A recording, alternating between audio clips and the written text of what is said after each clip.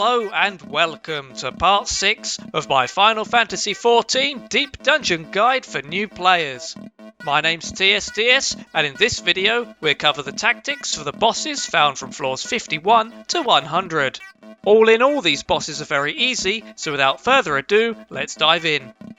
The first boss of this video is the Black Rider, found on floor 60.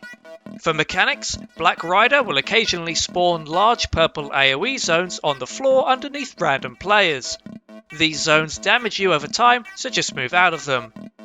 The main attack of this boss consists of targeting a random player with a line AoE that changes angle and length according to your position, making it unavoidable for the targeted player. If you're hit by this attack, you'll be knocked back a decent distance. At the same time as the line AoE is being readied, 4 medium AoE zones will appear spread out around the room. These execute a short moment after the boss's line AoE and deal heavy damage.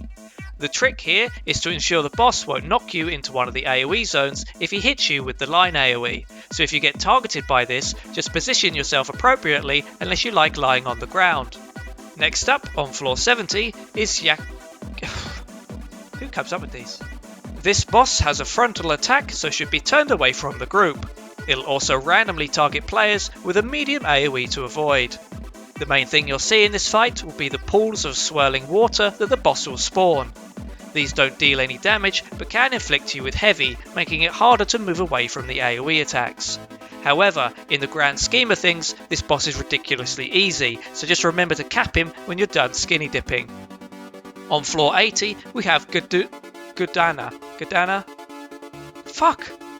To make it easier to avoid its frontal attacks, this hulking behemoth should, you guessed it, also be faced away from the group. Throughout the fight, Godmother will summon large whirlwinds that can tick for quite high damage when inside. The whirlwinds will periodically AoE in a small area around them, pulling anyone hit by them inside. I have seen this one-shot players before, so it's best to give them a wide berth. At some point, the boss will move to one side and ready a large AoE attack aimed at the room. If this happens, just follow Godmother and stand at the side. Other than that, the boss will enrage at 10% and wipe the run if not killed quickly. Fortunately though, like all bosses here, it drops way too fast for that attack to be of any real threat.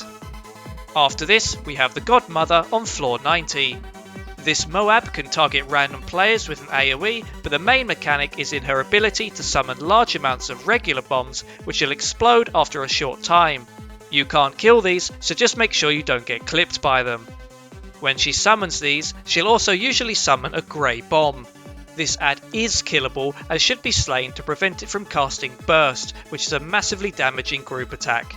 Her Royal Explodiness can also cast her own massive burst, which must be interrupted. If you don't have any interrupts, or you've balked the boss by hitting her with too many already, a Giddy Bomb can be used instead. A Giddy Bomb is the blue bomb that will likely spawn when Godmother is massive bursting. This stationary bomb's explosion will interrupt the boss, and as any attack sends it flying backwards, you can move it around just by hitting it. Orchestrating this is kinda effort though, so it's a lot easier to just interrupt the boss yourself. With her down, we move on to the final boss of the video, floor 100's Nybeth Obdilord. Other than a few AoEs, this boss is pretty weak sauce. The threat comes from the adds that he'll summon over the fight. Each time he summons adds, 2 will turn up, however all slain adds will revive. As you can imagine, this can very quickly add up. To make this fight a lot easier, a Pomander of Resolution is needed.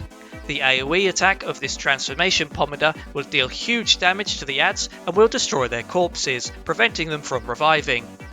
If you're going into this fight with a single resolution Pomander, don't pop it straight away as it'll run out before the boss dies, and it could put you in trouble if you lack a healer, so save it for the second or third set of adds.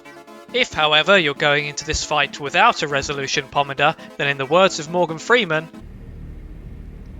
good luck. It's not the end of the world if you can't find one on the run up to the boss, but it makes it a lot easier if you can get one, so it might be worth exploring more than normal on the run up to maximise your chances. With him down, we reach the end of the video. In the next and final part of the series, I'll share all the coolest tips and tricks I found whilst delving through the palace. Thank you for watching.